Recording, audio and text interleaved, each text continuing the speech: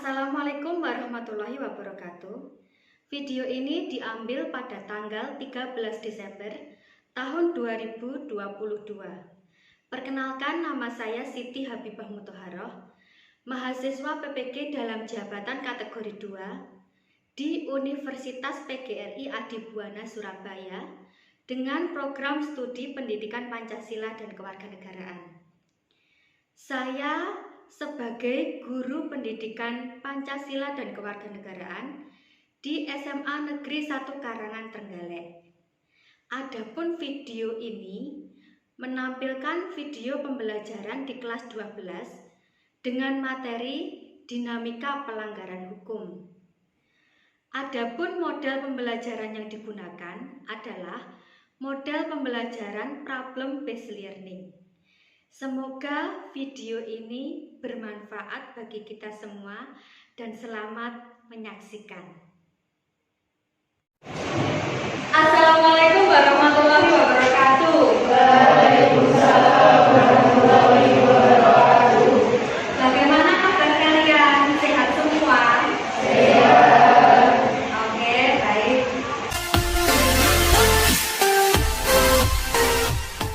Coba kalian lihat sebelah kanan kalian, sebelah kiri kalian, belakang kalian, depan kalian masih ada sampah apa tidak. Jangan lupa cuci tangan pakai sabun kemudian dikeringkan. Di sini ketua kelasnya siapa?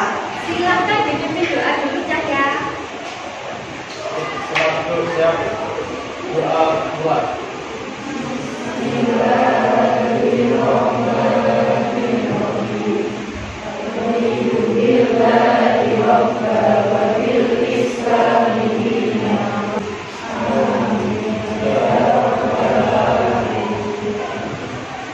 Selanjutnya Ibu akan melakukan esensi.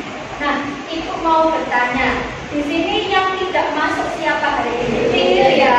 Tidak ada yang dispen. Hari ini Ibu akan bertanya kepada kalian. Kemarin kita mempelajari apa anak-anak? Siapa yang berani? Namanya siapa? Elsa absen 9. Silakan.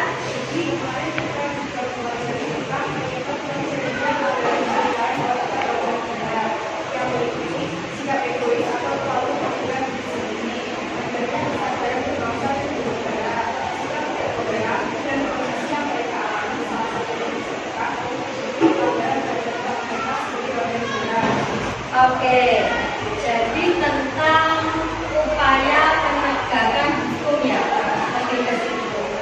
Baik, ada supremasi hukum, ada hak dan kewajiban, ada juga mencegah pelanggaran hak dan kewajiban. Selanjutnya, Ibu ada kata-kata motivasi. Kesuksesan seseorang itu berbanding lurus dengan kemauannya untuk belajar bangkit dan mencoba. Jadi anak-anak perlu diketahui kalau ketiga hal tersebut saling beriringan, maju bareng, insya Allah nanti kesuksesan sudah di abang depan pintu mata kita. Amin Allahumma amin.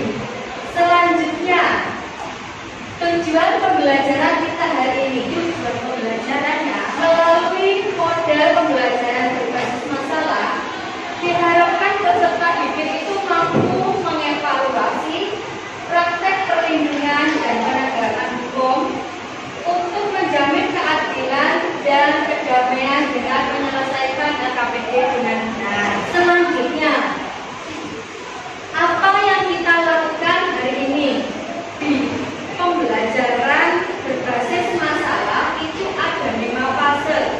Yang pertama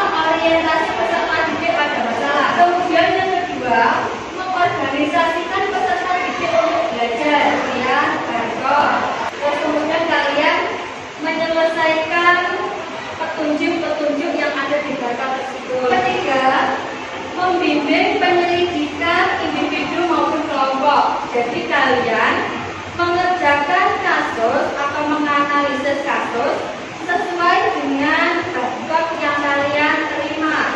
Yang keempat, mengembangkan dan menyajikan hasil karya.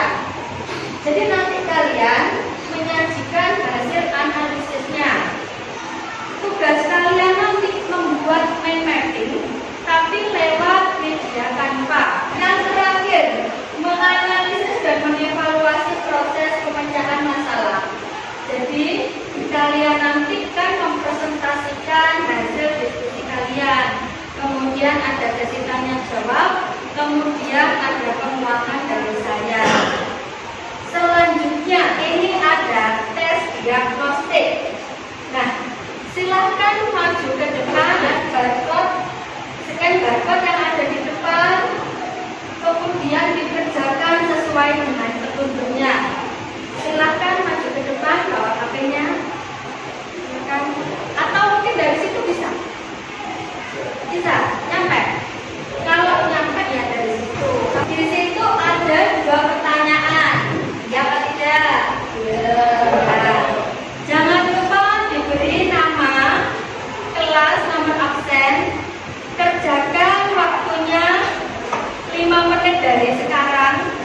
Kemudian jangan lupa dikirim. Bagaimana tadi tes diagnostiknya? Sudah selesai? Sudah. Oke, baik. Selanjutnya kita masuk dalam kegiatan inti.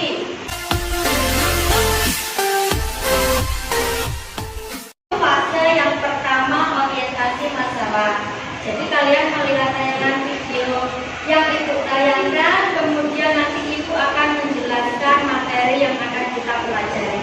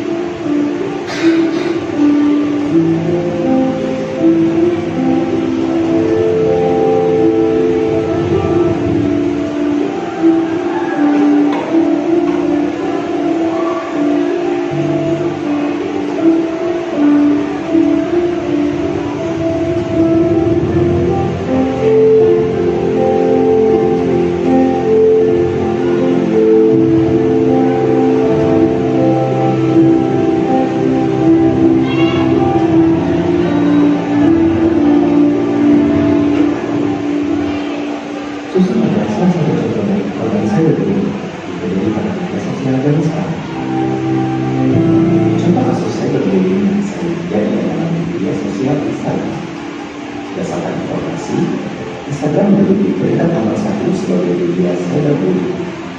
Cyberbullying yang dimaksud dalam hal ini mencakup perbuatan yang lebih pada postingan kembali kesalahan kesalahan yang sifatnya tentu saja menjadi kontrol. Hal ini berdampak pada gangguan psikologis otak seperti memberatkan diri, bahkan hilangnya rasa percaya diri. Karena itu, stop cyberbullying.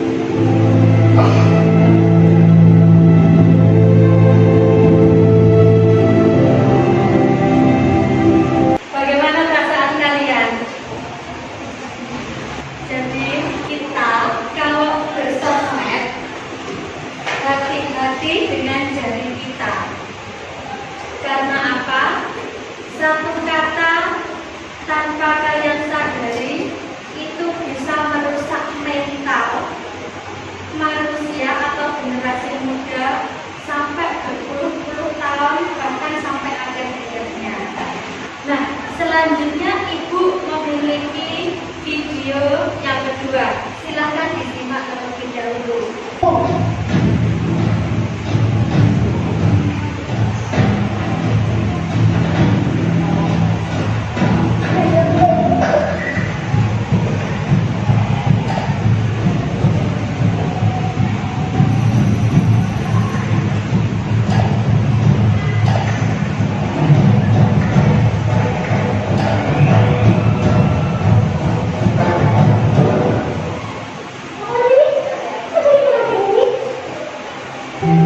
Kejadian yang sebenarnya bukan seperti apa yang mereka lihat. Jangan berubah sesuai hukum yang dibenar dengan house dan stop house. Jadilah house yang cerdas dalam menerima berita dunia maya.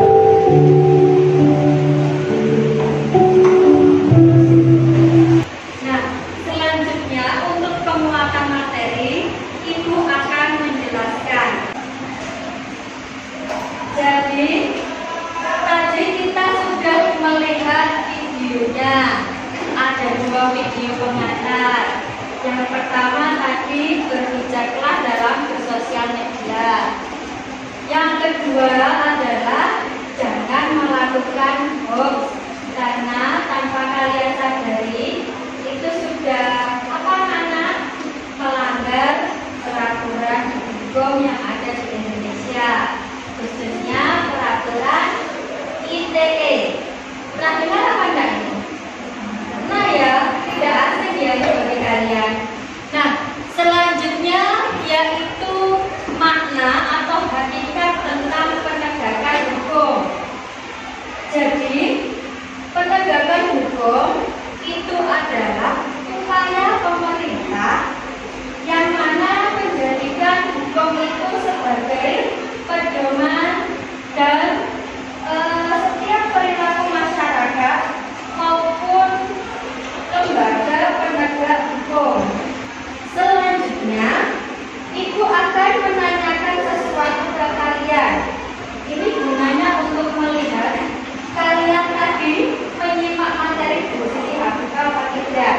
Sekarang Ibu akan menanyakan, apa sih yang dimaksud dengan penegakan hukum? Siapa yang berani menjawab? Saya Oke, baik. penegakan hukum adalah salah satu upaya untuk menjadikan hukum sebagai pedoman dalam setiap perilaku masyarakat maupun aparat atau lembaga penegakan hukum. Penegakan hukum merupakan syarat terwujudnya perlindungan hukum. Coba kita cocokkan dengan jawaban Cahya. Penegakan hukum adalah salah satu upaya untuk menjadikan hukum sebagai pedoman dalam setiap perilaku masyarakat maupun aparat atau lembaga penegak hukum. Jawabannya Cahya benar apa tidak? Benar.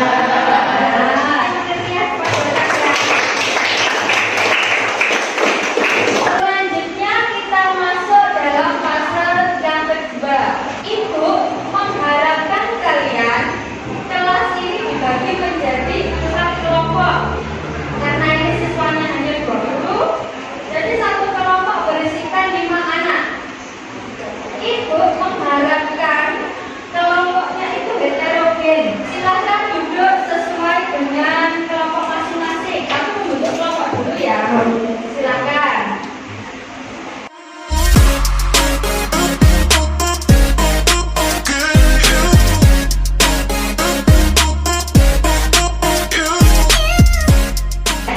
Selanjutnya ketua kelompok diharapkan maju ke depan untuk scan barcode terkait dengan tugas per kelompok. Silakan maju ke depan, scan barcode-nya, kerjakan sesuai dengan petunjuknya. Ibu beri waktu sekitar 30 menit mulai dari sekarang.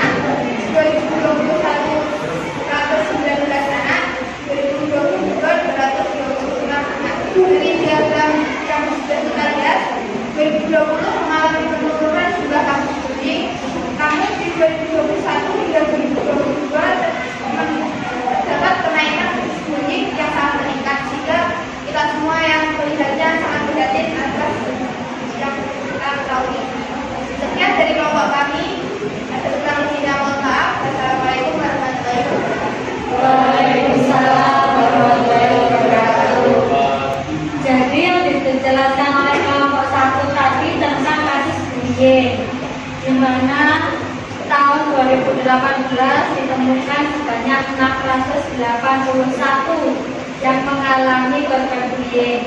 Tetapi di tahun 2020 mengalami penurunan. Dan kurang lebihnya, oke. Mungkin ada yang mau bertanya sesuatu kepada kelompok 1? Mana? Ya. Yang kencang sebut nama sama nomor absen.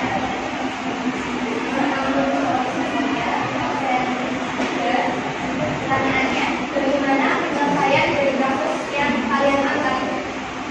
Bagaimana penyelesaian kasus yang kalian angkat? Oke. Bagaimana, langsung dijawab atau didiskusikan dulu? Langsung dijawab, kan ya? Dan ya,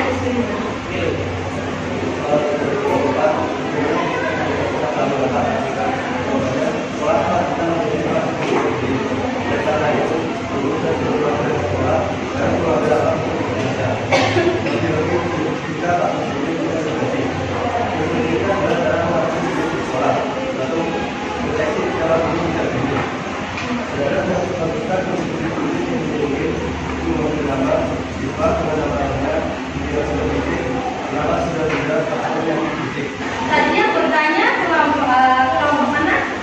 Kelompok 4. Namanya siapa tadi? Anggun Salwa, nomor absen berapa? Absen 3. Beri tepuk tangan yang meriah kepada beliau. Selanjutnya, presentasi dari kelompok 2. Assalamualaikum warahmatullahi wabarakatuh. Waalaikumsalam warahmatullahi wabarakatuh.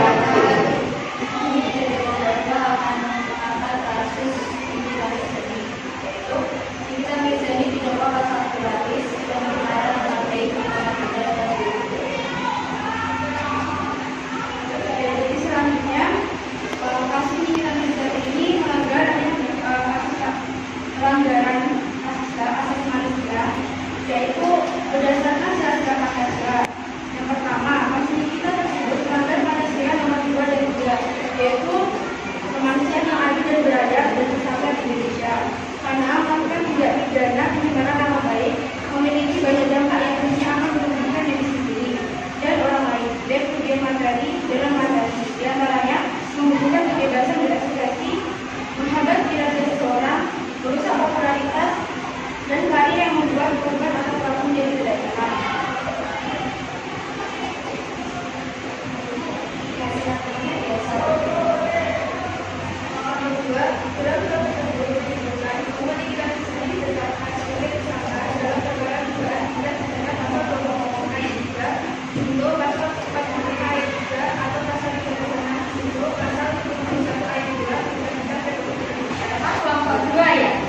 Membahas tentang kasusnya Nikita Mirzani, anak-anak. Ini yang bermasalah dengan Niko Mahindra. Itu kalau tidak salah suaminya dari Nindi Ayunda. Ya, seperti itu. Kasusnya adalah pencemaran nama baik.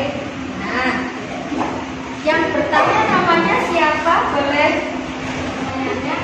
Dari kasus yang kalian angkat, mengambil pasal berapa dan berapa?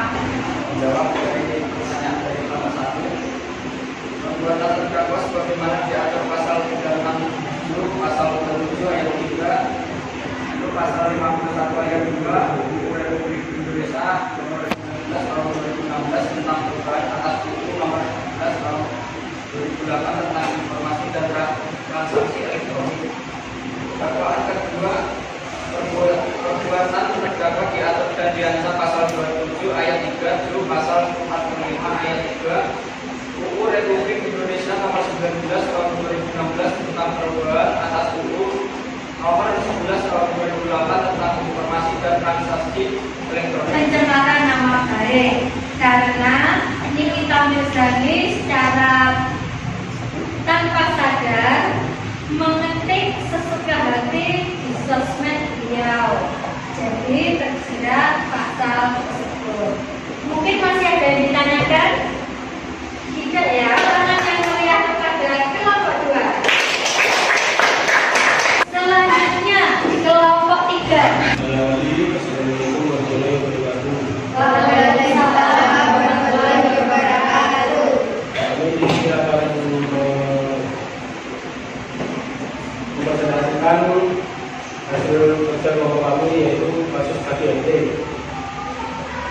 KDRT kasus KDRT di Jalan Umum di Cinere, Depok, Jawa Barat. Kasus KDRT tersebut melanggar Pancasila sila kedua yang berdiri kemanusiaan yang adil dan beradab. Setiap manusia baik laki-laki maupun perempuan tidak boleh menjadi objek kekerasan dengan alasan apapun dan bagaimanapun. Praktik perlindungan dan penegakan hukumnya. 1.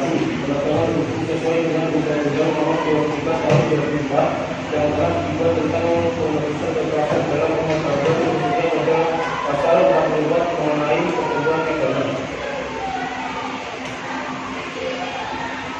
2. Bekerja sama dengan masyarakat yang melakukan tindakan pembunuhan terhadap pelaku KDRT sebagai bagian dari FPIA. Ingat efek jerat dan pidana dewasa ini dan tidak selalu berpengaruh bagi masyarakat. Yang ketiga yaitu dibuatnya Komisi Nasional Anti Kekerasan terhadap Perempuan melalui Peraturan Presiden Republik Indonesia Nomor 65 Tahun 2005. Yang keempat, dilakukannya pembentukan kumpulan bersalah. Siapa yang mau bertanya? Coba angkat tangan, sebut nama sama nomor absen. Oke. Pertanyaannya, apa alasan kalian mengangkat kasus? Apa alasan kalian mengangkat kasus tersebut? Padahal masih banyak kasus-kasus yang lain di lingkungan generasi muda mungkin ya. Mau diskusikan dulu, mau dilempar atau bagaimana? Diskusikan dulu deh. Oke, usah. Jadi saya akan memulai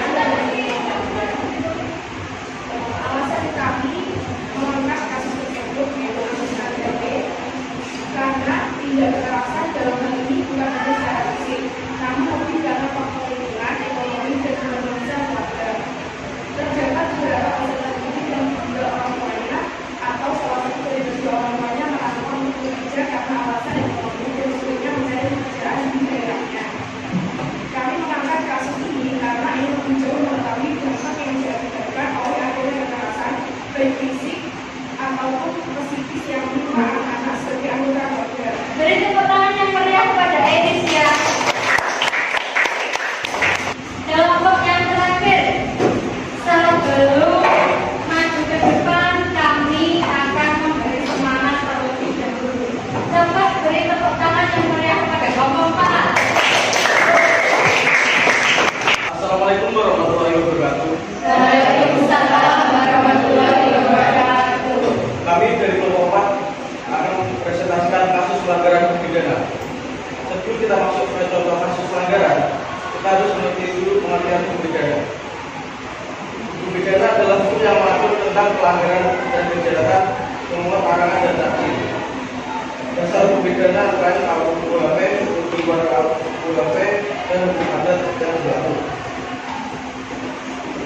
Kemudian kami juga perlindungan hukum adalah segala upaya yang dilakukan penegak hukum untuk melindungi hak dari subjek hukum agar hak tersebut tidak dilanggar.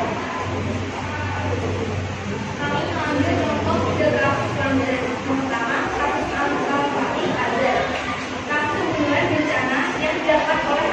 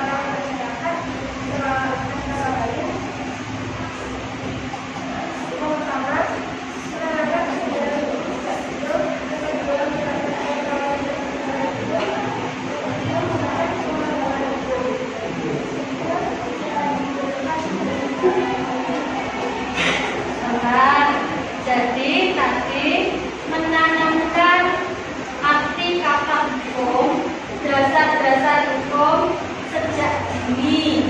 Kemudian ini mau ditambahkan lagi. Beri tepuk tangan yang sangat meriah kepada kelompok 4. Terima kasih. Jika ada salah kata, mohon maaf. Wassalamualaikum warahmatullahi wabarakatuh. Waalaikumsalam warahmatullahi wabarakatuh. Saya rasa diskusi kali ini cukup meriah ya. Oke. Selanjutnya Ibu akan memberikan penguatan, komentar, dan akan memberitahu kelebihan dan kekurangan hasil kinerja kelompok masing-masing. Untuk kelompok 1 dulu ya. Kelompok 1 tadi sudah sesuai dengan tema. Kasus yang diangkat sudah menarik. Kemudian sudah ada pasal-pasal yang mengatur. Mungkin besok untuk pemilihan tema serta pemilihan tata letak harus diperhatikan. Oke, baik. Terima kasih. Beri tepuk tangan yang meriah kepada kelompok. Untuk kelompok 2, diskusi sangat wajar, aktif sekali karena tema dan tata letak sudah sesuai. Kekurangannya ada siswa mungkin yang kurang sehat, jadi tidak bisa berdiskusi secara aktif. Tidak apa-apa, ini bisa dibuat perbaikan di depan.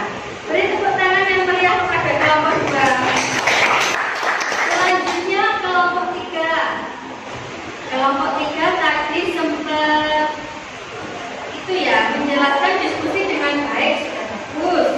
Sudah ada sesi tanya jawab juga ada, bagus. Cuma kekurangannya itu di bagian fokus. Ya, minggu depan ketika presentasi harus lebih fokus dan harus lebih memperhatikan alur diskusi depan. Beri tepuk tangan yang meriah kepada kelompok 4 sudah bagus. Diskusi berjalan baik, kampanye itu sudah bagus. Untuk perpaduan warnanya itu masih kurang, sehingga kalau misalnya di cahaya yang redup itu tidak kelihatan. Oke, beri tepuk tangan yang meriah kepada kelompok 4. Selanjutnya kita masuk dalam kegiatan tertutup.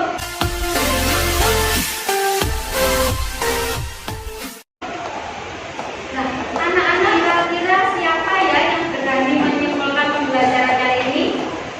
Coba angkat tangan. Oke, Saya Isyana Nadia Rawati atas 18. Ini saya akan menyimpulkan pembelajaran hari ini, yaitu penegakan hukum adalah salah satu upaya untuk menjadikan hukum sebagai pedoman dalam setiap perilaku masyarakat maupun aparat atau lembaga penegak hukum. Penegakan hukum merupakan syarat terwujudnya perlindungan hukum. Jadi, pada prinsipnya, perlindungan dan penegakan hukum merupakan rangkaian proses untuk memberikan jaminan atas hak setiap manusia untuk mendapatkan perlindungan. Kemudian, sehingga yang saya sampaikan. oke, beri tepuk tangan yang meriah pada Yusrina. Selanjutnya, Ibu akan melakukan refleksi. Nah, di sini Ibu akan menanyakan bagaimana model pembelajaran dengan berbasis masalah kali ini. Menarik apa tidak? Menarik. Oke. Materi yang sudah disampaikan bisa diterima? Bisa. Media dengan berbantuan video itu menarik apa tidak, anak-anak? Menarik. Oke. Selanjutnya mengerjakan soal evaluasi. Silahkan sekendarkan yang ada di depan. Untuk evaluasi di sini ada 4 soal, 2 ABC, 2 IC. Setiap satu soal saya beri waktu untuk ABC-nya 3 menit, untuk IC-nya 5 menit. Kalau sudah itu masuk dan kemudian dikerjakan mulai dari sekarang. Jika sudah, boleh kita lanjutkan ke yang selanjutnya, kegiatan selanjutnya. Jika belum, jangan keburu-buru. Bagaimana? Sudah ya? Sudah. Selanjutnya Jadi untuk minggu depan kalian buka buku paket kalian halaman